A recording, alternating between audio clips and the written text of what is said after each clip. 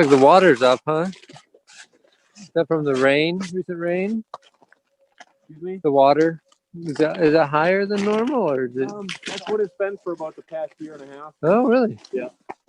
It is a little higher because of the rain, but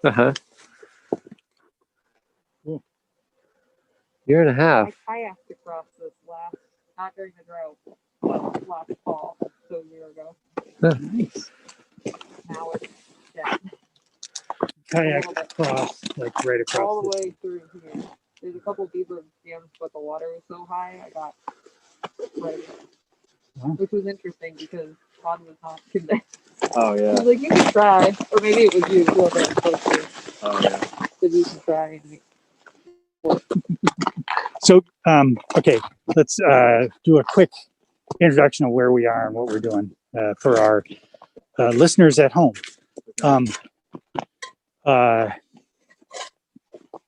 Bolton Flats. Yeah. And you, Scott Kemp. Scott Kemp from Fish and Wildlife, who manages the Bolton Flats Wildlife Area. Probably, probably a bunch of other stuff right around here, but Yeah, always the county. fantastic. Awesome. And we're sort of looking around. All right. So let's talk, I don't know. Well, let's talk a little bit about Jillian. Where are you? Where's Jillian? This is sort of Jillian's territory here. But let's talk a little bit about sort of, okay, what are you managing for? And our interest, right, is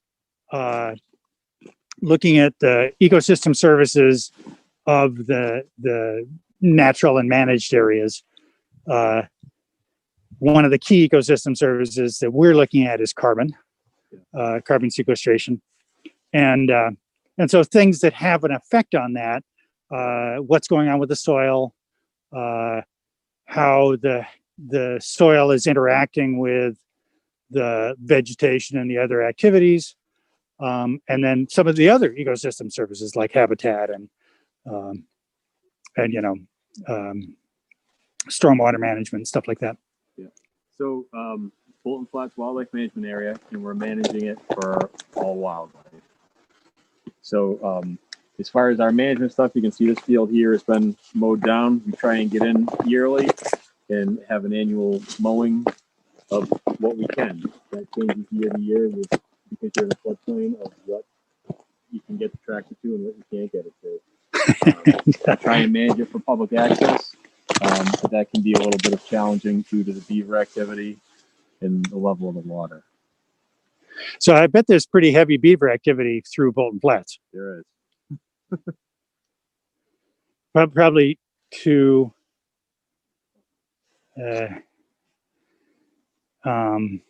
some homeowners' dismay, I'm sure. I think because of what we own, I don't think it's affecting the homeowners that bad. At least we haven't gotten that many complaints on it. Yeah, that's good. Or any complaints on it for that Yeah. matter. How long have you been managing this? I didn't pull out, I have a fact sheet that I get to Rebecca. Here. So since we purchased it, I'm not sure the exact date. I can look that up and certainly get back to you with it. That's right. Yeah, no need. But it's been over, I want to say 30 to 40 years that we've had it.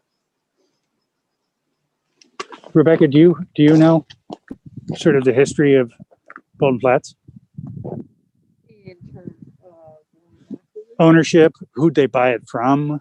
I don't off the top of my head, but I do know there's a bunch of agricultural fields right on the Bolton Harvard line So within the floodplain. we have more ag fields on the 117 south side Yeah. that go up there, and we do lease them out to an agricultural farmer who does come in and uses the fields for vegetables, corn, stuff like that. Uh-huh. And so this river right here is Still River. Yep.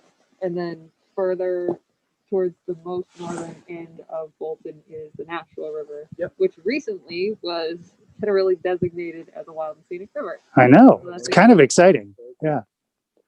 And then Scott and I were just talking that the property does obviously, because within the floodplain, it fluctuates quite regularly, and Oh, yeah. actually lately it's been quite flooded. This is very similar to what it remains. That wasn't grammatically correct.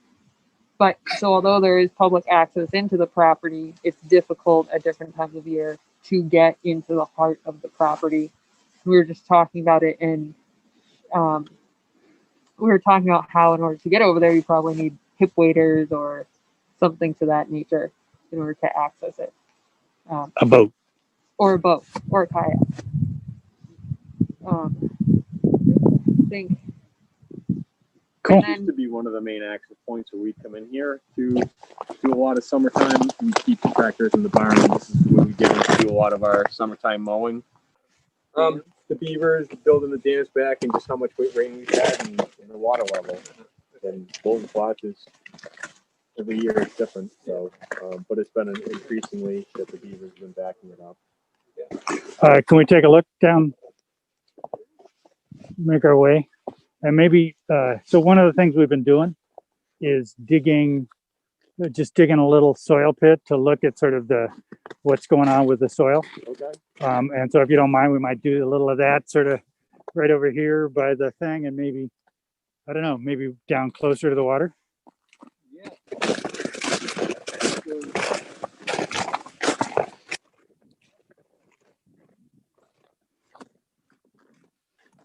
Jillian, you want to talk a little bit about the wetlands? Sure. So, sounds like this beaver dam has been here for a little over a year, and you can see how it's really flooded this area out. And one way you can tell that it's not the historical water level is over there you have some flooded shagbark hickory trees. So when you see flooding with upland species like that, it suggests the flooding is fairly recent new, and it yeah. hasn't been historically chronic. So that's something that I was noticing, and looks like really great wildlife habitat with diversity of cover type. Some marshy areas, some swampy areas, and people aren't sure the difference between a marsh and a swamp. Swamp is generally considered to be a forested area, and marsh would be grassy. So, I want to talk beavers a little bit. I'm curious about beavers and their relationship to stormwater, and how whether they are good for stormwater management or bad for stormwater management, and their relationship to carbon. Are they good for carbon storage and sequestration, or greenhouse gases? I think would be a bigger question. They're creating these wetlands, and here they're just expanding upon the wetlands and basically extending the use of the floodplain to a more regular cycle versus just during larger storms or significant storms. So I think in a sense they're increasing carbon storage because wetlands have an increased carbon storage from what I've been learning and understanding through this process. But that's just my first thought on it. Yep, so they do. My understanding is that wetlands retard the breakdown of carbon. So when you get into a anaerobic condition, the carbon doesn't break down as much. But anaerobic bacteria are releasing methane, so there's a balance there. So they're saying like new wetlands for a long time produce excess methane, which then counter displaces the carbon gain. So I'm curious about how do beavers play into that? How is that like cycle of like flooding and then not flooding and flooding, or inundated for years, not inundated for years? Like how does that affect the carbon cycle? yeah. it's complicated, I think, and just to clarify that phenomenon that you mentioned about newly created wetlands emitting more methane for a period of time before they switch over to become net carbon sequesters. That just applies to freshwater wetlands. So saltwater wetlands don't have that issue because they have a more sulfur-based biogeochemistry instead of methane based. Okay. So, but yeah, it is. And so probably the beaver thing is probably going to lead to some areas emitting more methane initially. And I think with beavers, if we think about it as on the landscape level, they probably overall have a net benefit in terms of flooding because they're helping to retain the water higher in the watershed. So you're going to have less of a pulse right after a storm down in the lower part of the watershed. If you happen to have your house right where the beavers are building their dam, then for that particular house, it's not going to be great news. But if you think on the larger scale, it probably is a net benefit in terms of managing flooding. And overall, they are good for habitat. They're basically a keystone species because their habitat supports so many other species. So Yeah, I think the question about specifically around carbon, I mean, obviously for habitat and for water management, it's huge. You know, slowing water movement through a watershed is key to a lot of things. But from a specifically carbon perspective, it's a really interesting question. It's like, does that and I don't I'm not sure I could even figure out like how you would consider it. But that's from a strictly carbon perspective, we know that it adds carbon, right? It's from a greenhouse gas perspective that it's in the time frame of decades to hundreds of years, it may emit more, but ultimately, all wetlands become net carbon sequesters. right. And the thing is that for freshwater wetlands, that time from that flux, it may switch back and forth, Right. and that flux probably is not less than 10 or 20 years. Yeah. No. And is probably more like 200. Yeah. And then one study was between 61 years and like 14,000 years. Right. The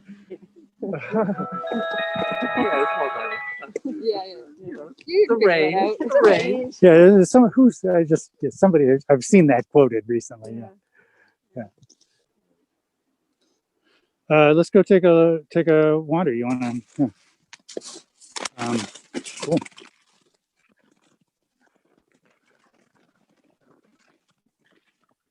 More crunching.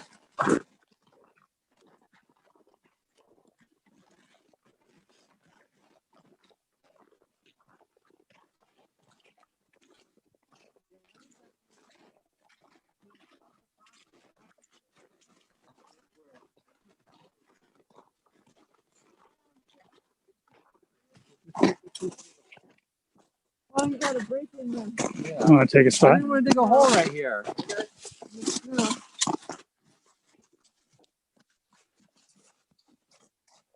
Yeah, this will probably be a hydrosoil, so that'll be nice. Yeah, I was sort of thinking, it's like, okay, this is going to give us a very different look. Yeah. We've got soft brush, and we've got sensitive fern here. So we're in an ag field, but we've got a lot of wet herbaceous species popping up in the field, so we can see. And then we have some standing water on the surface, although it's outside the growing season. So There's your carbon. Yeah, so much different. Wow.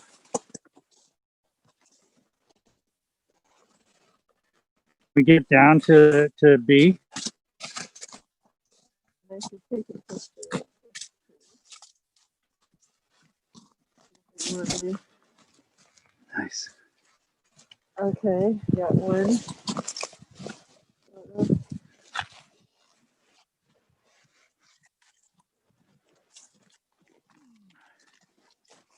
Pretty thick. Wow. Oh, there we go. Finally get them.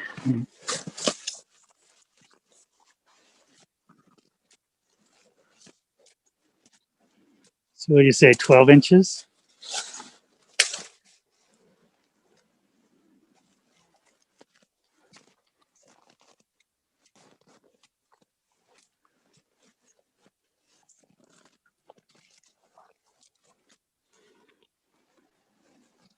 Yeah. Maybe more?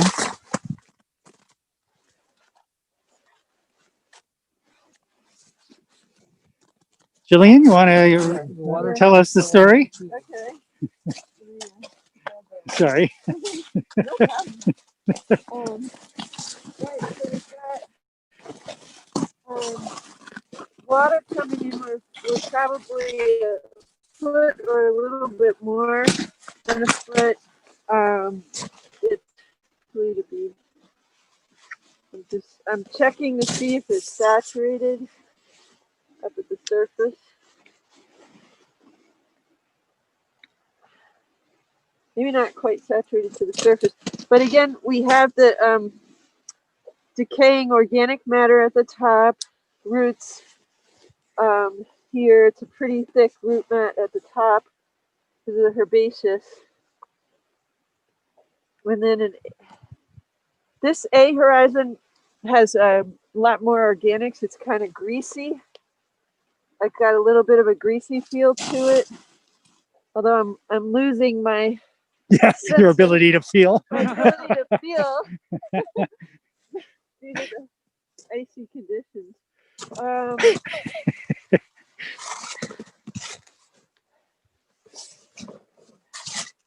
And then I'm going to try to get some of this B horizon here.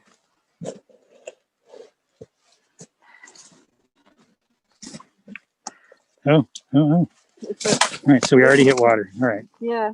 that makes sense. All right, so. All right, my hand's starting to hurt. We can try to get a color on this. Oh, shoot. Okay.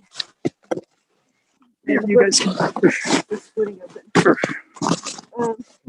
Yeah. The poor Jillian and her frozen fingers. I'm not going to be able to hold it very much longer. Oh.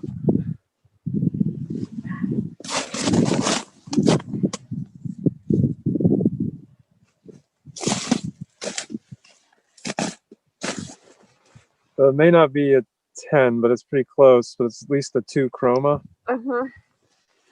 Okay. 10-R42 is close.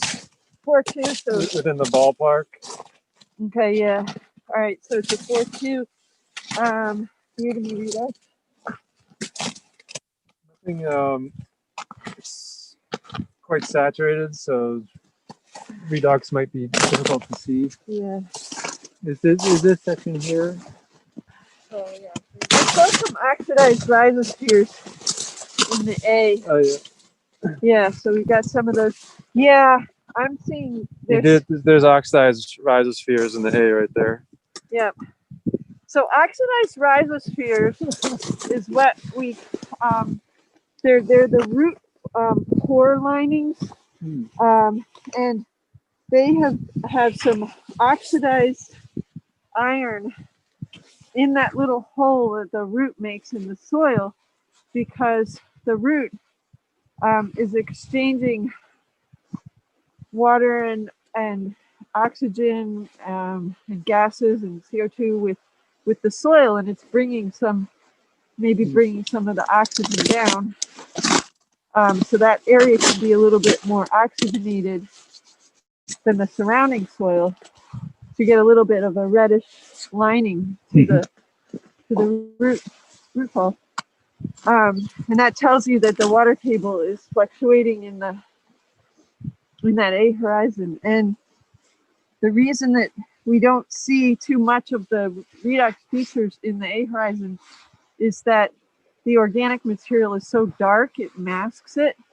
And that's why we're often looking for that redox in the B horizon, where it's more visible.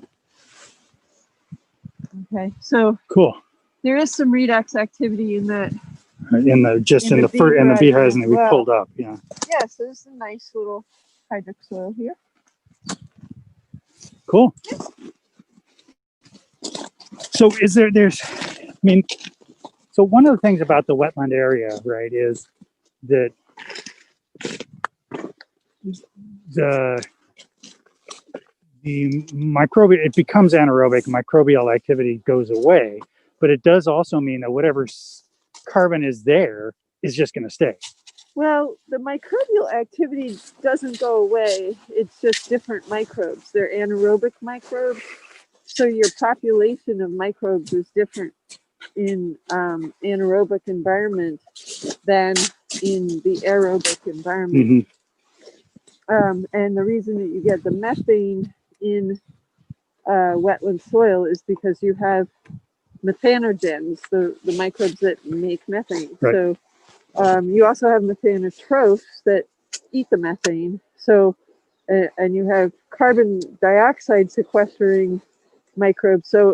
So that balance of the fluxes of the gases depends on how those populations are interacting, who's producing more, who's eating more, all that.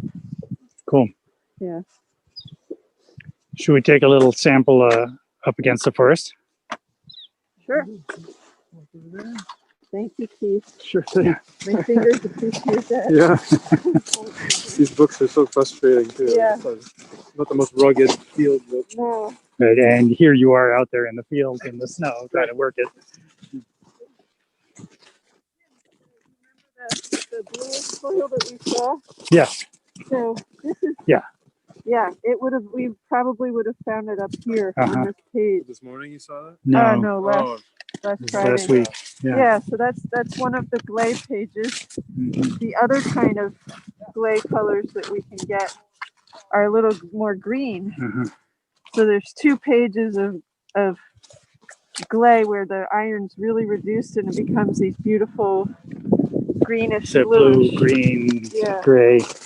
Yeah.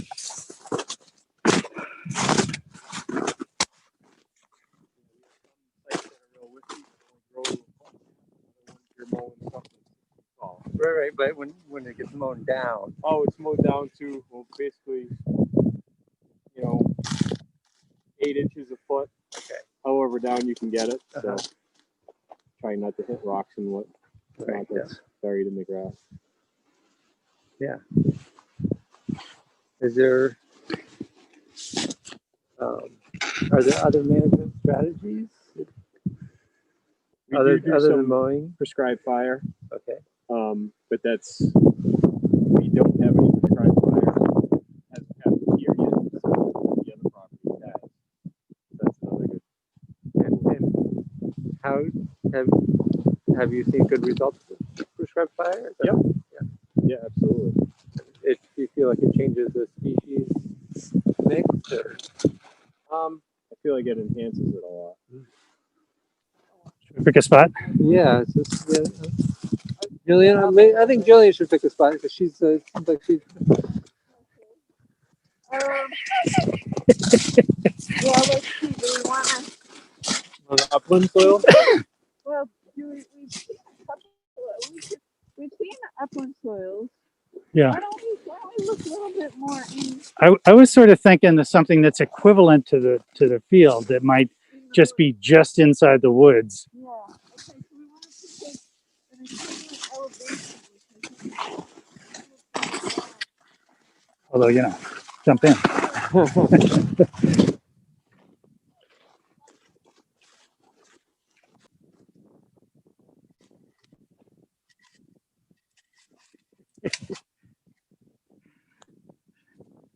Things we find ourselves doing.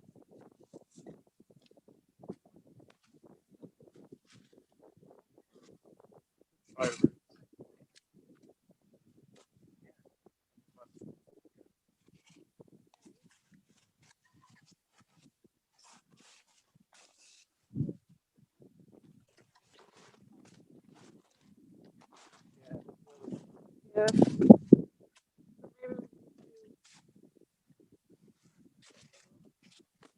Of course. Yeah, I can get through them. Doing a fine job. Oh, check that out. Ooh, here we go. There it goes.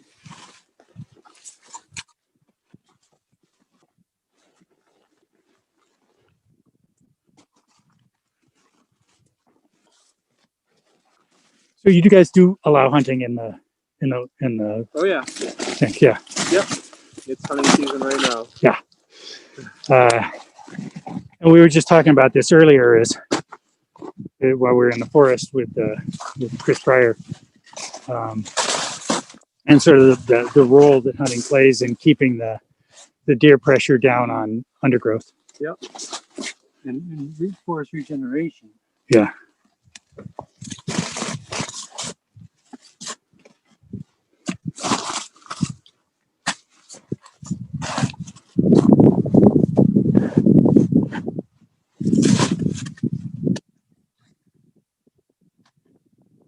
Have to dig to China. Oh, there's a little bit of a line, huh?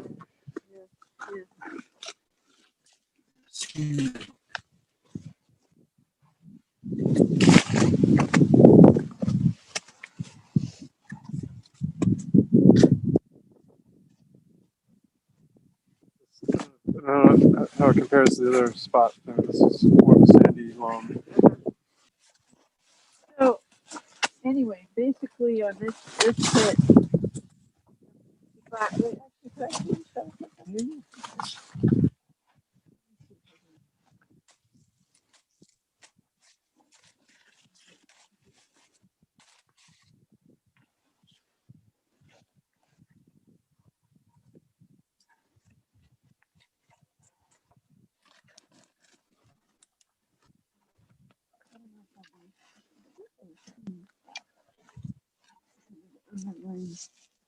Yeah, you see it here.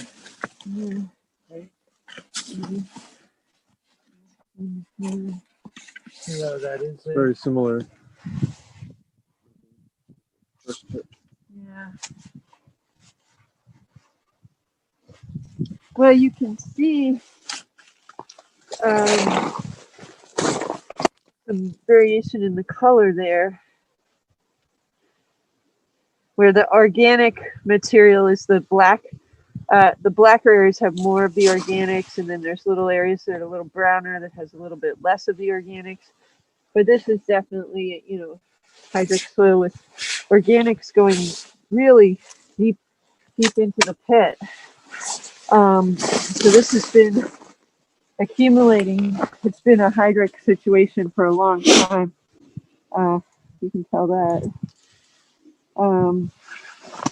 Yeah, and the other thing is that we've got the Still River here, so we're in a floodplain situation, and part of this variation can be flooding events, bringing in more of the mineral material and laying that down, and then the organic material from the trees and the vegetation depositing and building more of just the black organic, and then another flooding event, putting the minerals down so you can get a layering in floodplain soils, and we may be seeing some of that here too.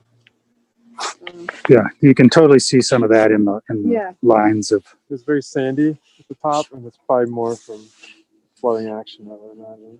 Yeah.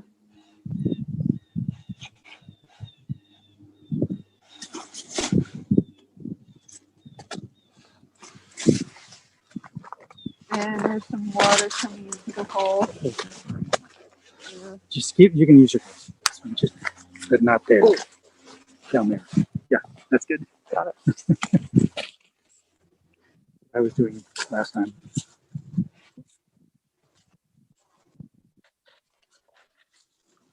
There's a really nice carpet floodplain here.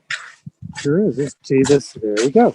Yeah. This is our Classic New England swamp, red maple swamp.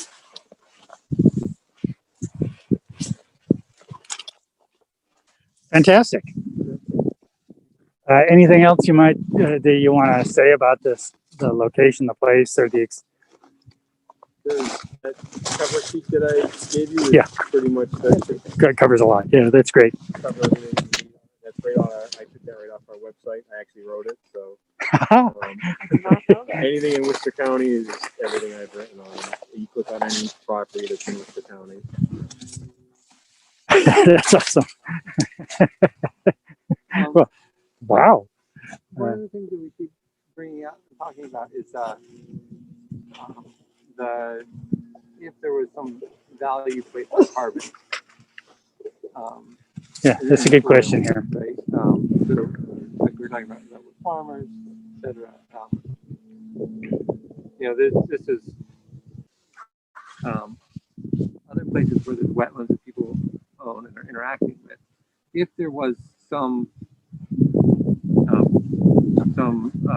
value put on that, do you think it would affect the way that they would interact with the wetland? I'm not probably up the carbon spec that you're looking for, but we do have a person on staff. He's actually from the Western District, Brian Hawthorne, and he did a whole pretty big research on the carbon. He's a forester for us out there, so I can get you his contact information. That would be the person to talk to. Okay. But, Sounds great. I would feel comfortable up to speed as he is. That doesn't stop us. Sometimes you gotta wing it, but he is definitely the person to talk to, and I can email you all his information. Yeah, that'd be great. Yeah. Cool. All right, we should probably get moving so that we don't blow the next shot like we unfortunately did with you guys. Sorry about that. I found out about this last night at 7 o'clock, so And we are so appreciative of you showing up.